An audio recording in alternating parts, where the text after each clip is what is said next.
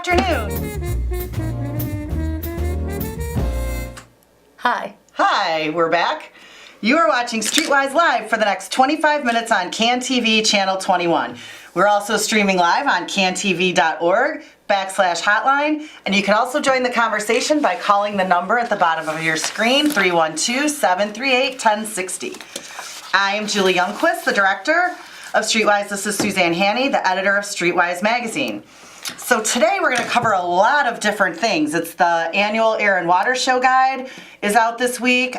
There's a great article in here about whether Chicago is prepared for natural disasters. And CAN TV resident co-host, vendor A. Allen, will be here to talk about, do a book review, interview the very first favorite vendor of the year, Russel Adams. And also we'll talk about some vendor business. Okay. So why don't we get started? Well, let's show the cover of the Air and Water Show. First of all, should we tell a little bit about Streetwise? Yes. You know what? Why don't we show that video? I love this video I do called too. What Do You See? Okay. When you see me in This the is street, Russell right here. what Oh, do you yeah. see? Do you see someone who rises before the sun every morning to catch the L at 95th and the Dan Ryan, headed towards the Ogilvy station to get the train to Glencoe, just in time for the morning rush? Do you see the long day ahead of me, my struggles, what I go through? Standing in the rain, under the sun, against the wind, or covered with snow. Many hours filled with rejection.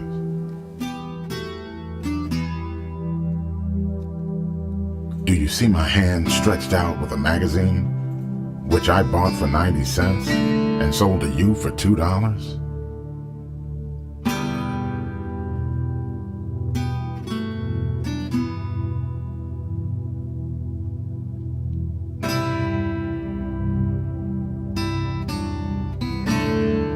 When you see me on the street, what do you see? Do you see my smile that greets you? Hoping to demonstrate what I've learned about selling from mentors who believe in my potential. Do you see my confidence strengthen from having access to food, shelter, and clothing, restoring my dignity and self-respect?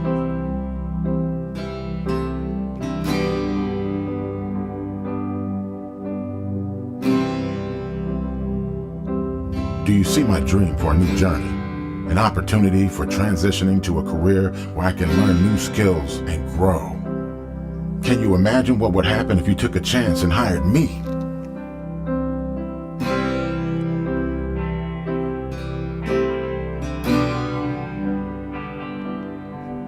I know you will feel my gratitude. And I know you feel my hope that more people will get the same care and respect that I found at Streetwise, that showed me the way to this place and this moment, so you can see me and know me and believe in what I can become.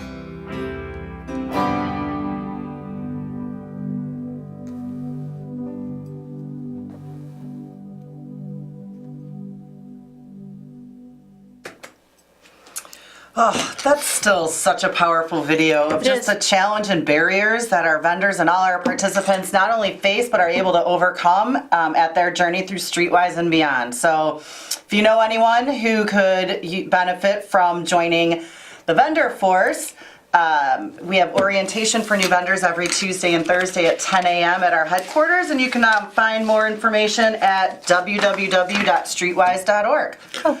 So speaking of journey and beyond, this week's issue is about the 60th annual Air and Water Show. So the reason we do the Air and Water Show is that it is on the street. And the vendors love it because it's real and it's happening in Chicago. And we get to use fabulous photos. There's this photo on the cover just of someone watching the show. But of course we have the Air Force Thunderbirds right there flying in formation. And then we have some other photos here. I think these are the Golden Knights. We have the Team Oracle plane. He does some fabulous aerobatics. These are all the boats sitting in the lake watching, and these are the people at North Avenue Beach. Basically, it's on the beach from Oak Street to North Avenue. There's maybe 1 million people who come and watch. It's the largest free show of its kind in the country, and it's presented free by the City of Chicago and its partners. I believe Shell and the City of Chicago help with this. So it's a big deal. It brings people downtown. It's a tourism thing.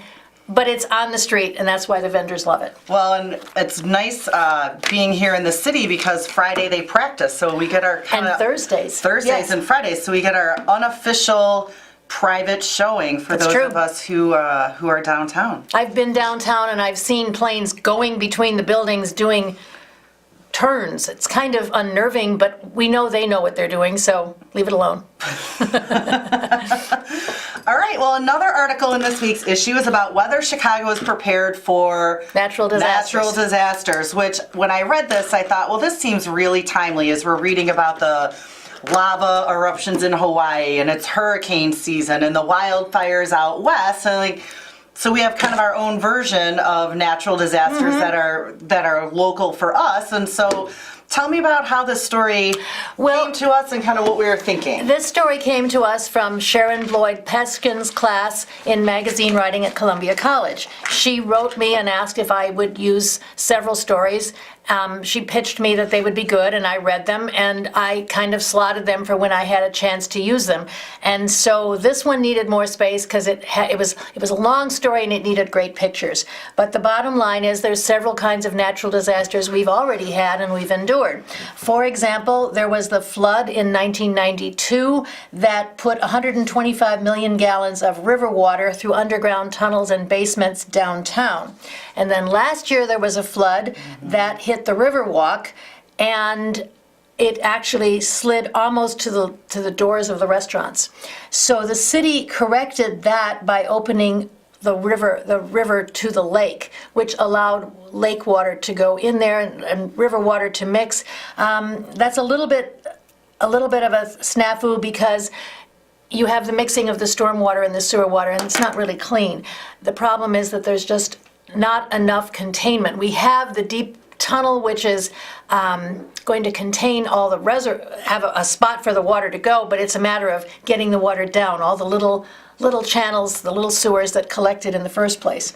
So really, in order to be prepared for the next big flood, there's some infrastructure We need infrastructure. improvements that need to happen. 'Cause For you example- can't prevent rain. No, they also talked about, we've had 100-year storms, and now we're talking about 400-year storms, because there's been some big ones. We need to keep designing and paying. We need to prepare to pay for bigger infrastructure.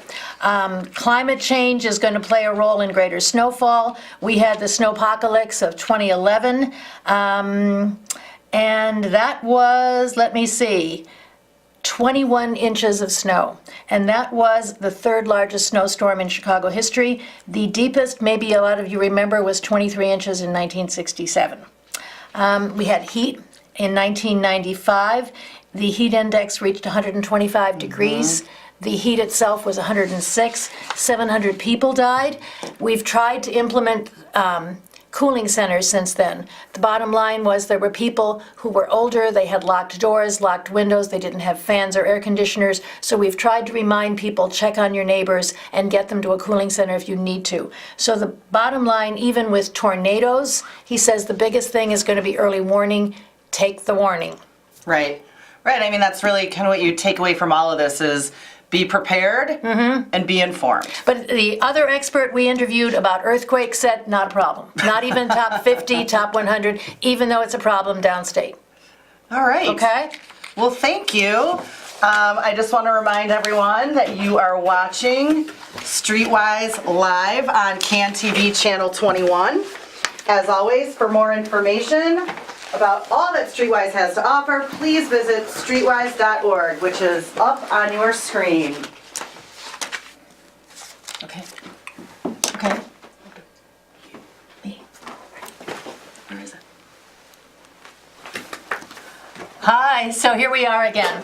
And this is our vendor, A. Allen, who's on the quality assurance team. He's a vendor trainer and a star vendor. So, it's a reminder that you're watching CAN TV. And Alan, I wanted to ask you about the book review we have about homeless, a day in the life. This was something that came to us. What was your assessment of that and the vendor's assessment of that when you read it in Current Events today? Yeah, we read this story in Current Events, and it was about this guy, Todd Murphy. And it was like people have experienced homelessness with before coming to Streetwise. I know I have. And it was much like my experience of going through life with no respect. You know, that's the way I basically see it. This guy was going into garbage cans and drinking cold coffee and going to places where he'll buy a banana and found it convenient to use their microwave because he found the banana and warm his coffee up. You know, I mean, I experienced homelessness, but I never like went through garbage cans and drinking coffee behind people. But Right. nevertheless, it's like I somewhat felt the tragedy of what he was going through in this homelessness. This guy was homeless for 2 years. I was homeless for 3. So Really? it's a really terrible experience. So he was panhandling, and that got him enough to get by. So I guess, in a sense, we can't really condemn the panhandlers because that's what they need to do. And did you guys feel his experience was real, or in a sense, can we not judge because people do what they need to do and they are in the situations they're in and they can't get out of it till something happens?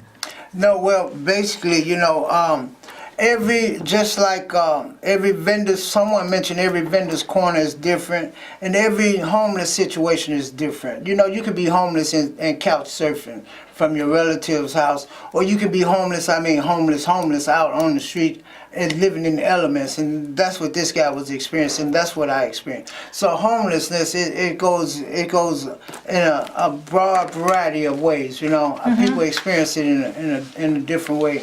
You know, it's different for everybody. But I can relate to this guy, homelessness, because it is a point of being rock bottom. It is. It is. And what was his turning point? I'm forgetting.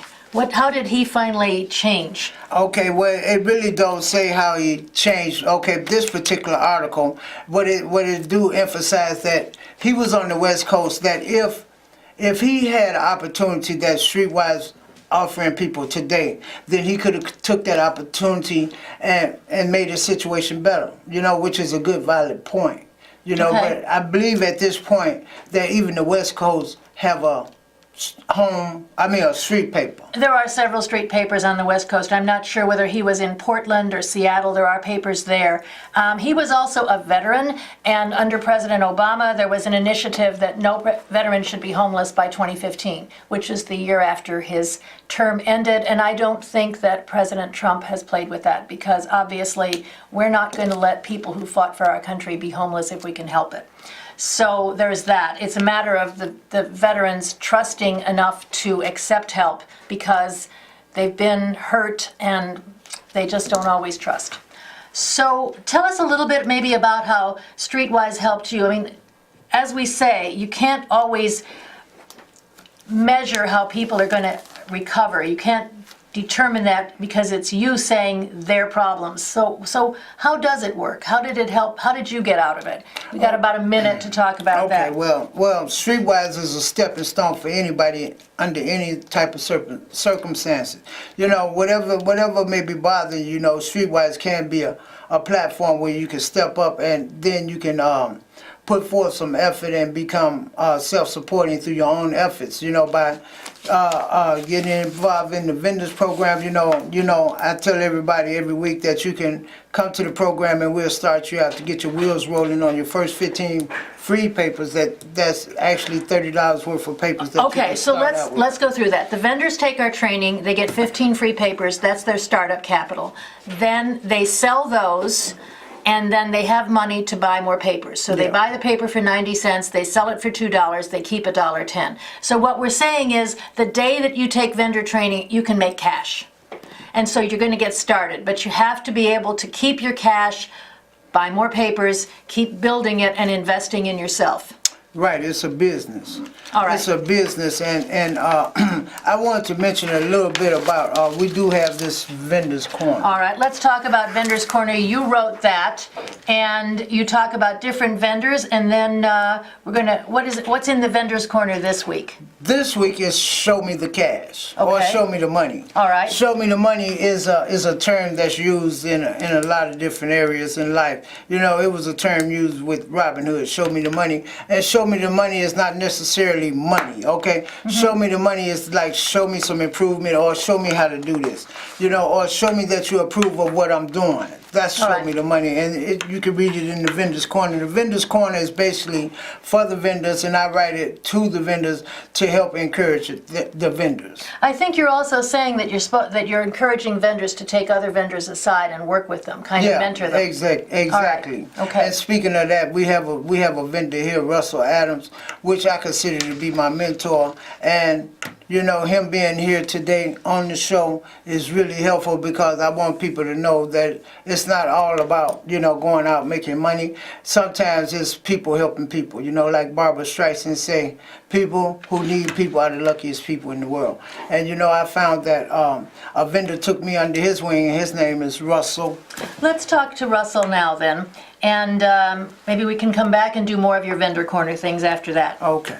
Okay, this is the Vendor Corner right here, and there's a poem here in there by a vendor named Carolyn.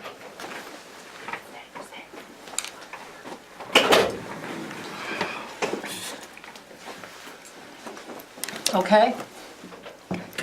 All right, so Russell Adams, you were our first star vendor at the gala 2 years ago. You're our most vocal vendor. You have all kinds of sales tips, and as Alan says, you're his mentor. So tell us a little bit about selling downtown and how Streetwise helped you.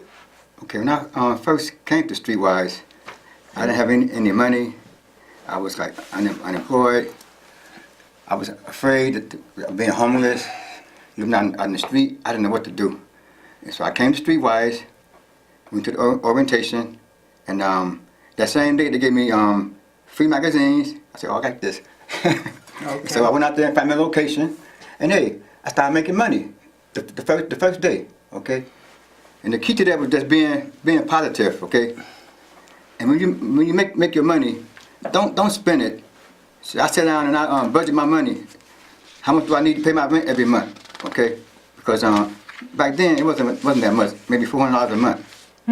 So I figured if I can save $20 a day for 5 days a week, I have $400, and I did it. And you put your money in envelopes and actually put it aside, don't you? Yes, For I everything. don't have a bank account right now, Okay. but I just keep it at home somewhere. I'm not gonna tell you where. Okay. Well, don't even say that. And you've sold papers to different famous people downtown, haven't you? I had a few of them. You've had Tony Preckwinkle, A couple basketball players, football players, movie stars, judges. I didn't know movie stars. and Pat Quinn, Tony Preckwinkle. The mayor, Walt Patrick, he didn't buy a magazine. Oh, maybe he didn't realize. Oh, he realized it. Oh, He saw me, but okay. he does it all the time. But, Oh, No, okay. it's no biggie. 'Cause Okay. I understand he's a busy man, so I didn't let it bother me. Okay. All right. Yeah. So I'm trying to think. You also, you have a corner downtown. You're near the State of Illinois building. Some of your selling tips. Okay, I don't really have any selling tips. I just got to show up. You show up. Be there every day, on time, clean and sober, and have a smile on your face. It helps a lot. Okay. Yeah. You've also had covers out. You put covers on the street posts so people can see it, though, as you go by. Right. So I go to the office and I make copies of the front cover and maybe some inside information. I put it on the street post so people Okay. pass by, they can see it. And you're also one of the Streetwise sports guys. So tell us a little bit about that. You guys come up every week and you talk about sports, the three of you, very similar to a group of guys who were on the radio and TV, the sports writers. But you kind of just schmooze about sports. Well, sports-wise, it's something that we thought about years ago, because I was always talking about sports, always wearing the sports hats, and the sports T-shirts, and the sports this and that. So they put them to the side and say, hey, Russ, you want to do a sports-wise? And I said, yeah. So go ahead. How did you come to Streetwise? How did I come to Streetwise? Well, I knew about Streetwise long than I had a job. Okay. I see him out there all the time selling magazines. I used to buy them sometime. I always say to myself, I'm never gonna be homeless like that. Never. But you lost your job. Then one day, I lost my job. Man, I came in that evening. They called me to the office. I thought I was gonna get a raise or something, you know. But it was through no fault of your own. The company was... We gotta get you off because, you know, the business is kind of slow right now. Okay. The technology is changing right now. I didn't have that much computer skills or nothing like that, so they let me go. So I was actually homeless.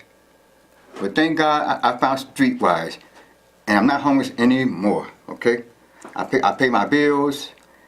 I even got I feel better. Okay, I got a better person now. I was living on edge. I was already in a bad mood.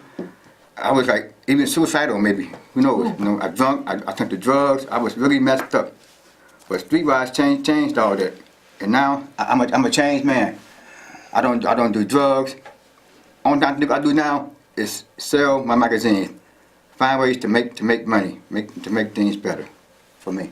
You know what I really like about you, Russell, is that, you know, you really look at Streetwise as a serious business, and you have, well, being friends and associates with you through Streetwise, I have found that it is a business, and it is something that a person can work on to develop their entrepreneur business skills. You know, looking at Streetwise as a business, it's not just out there selling papers or pushing papers. You know, it's a business. You know, and it's a serious business if you take it serious, and you can really use Streetwise as a stepping stone to help improve and better your life, you know? And you taught me that. And when I started taking Streetwise serious things started happening for me, you know?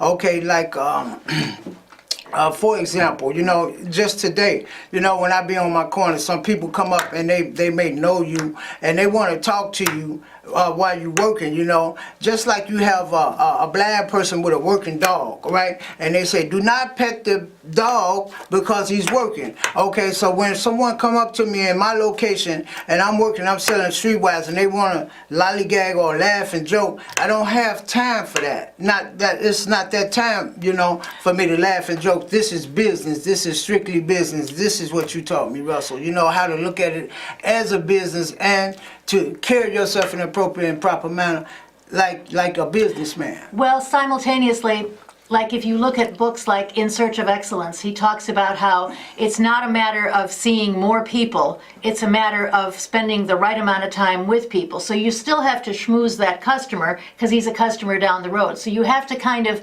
think like a businessman, like what makes my customer happy, which I think the two of you do. No, that's basically staying focused, you know. That's right. That's Okay. what it is. It's basically staying focused on what you're doing and why you out there, you know, because I don't just go out there to stand up, laugh, and joke and talk with people. I go out there to get to know people and to socialize with my customers, get to know them better, and interact with people, you know. And so it makes my life better just from socializing with different people from different walks of life. Yes, same way here. Talk to the people, get to know them a little better. Shake their hand, you know, talk to them.